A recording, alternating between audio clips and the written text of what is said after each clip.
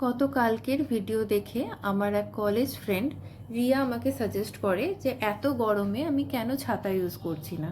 সত্যি তো এত গরমে ছাতা ইউজ করাটা ভীষণই প্রয়োজন, কিন্তু আমার একটু অনীহা আছে বলা যেতে পারে। ব্যাগে ছাতা অলওয়েজই থাকে, কিন্তু হাতে দুটো ব্যাগ থাকার জন্য না একটু ছাতাটা নিতে অনীহাই লাগে বলা যেতে পারে।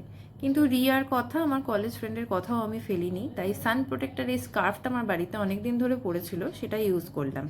কিন্তু ইউজ করে যা বুঝলাম, এই জিনিস তো আমার জন্য একদমই নয়। ভীষণ ঘাম হয়েছে, ভীষণ আনকমফোর্টেবল। আর আমাদের এখানে যেখানে হিমিউড ওয়েদার, সেখানের জন্য তো একদমই না। হয়তো ট্যানটা পড়ার হাত থেকে বাঁচা যেতে পারে, কিন্তু তার পরেও যে কষ্টটা, যে সাফোকেশনটা হচ্ছিল, সেটার সময় মনে হচ্ছিল যে না, এর থেকে ভালো ছাতা। তো যাই হোক, আমি পরের দিন থেকে ছাতা ইউজ করব। এখন তো 1 উইকের জন্য ছুটি, কারণ আজ থেকে আমাদের সামার ভ্যাকেশনের ছুটি পড়লো।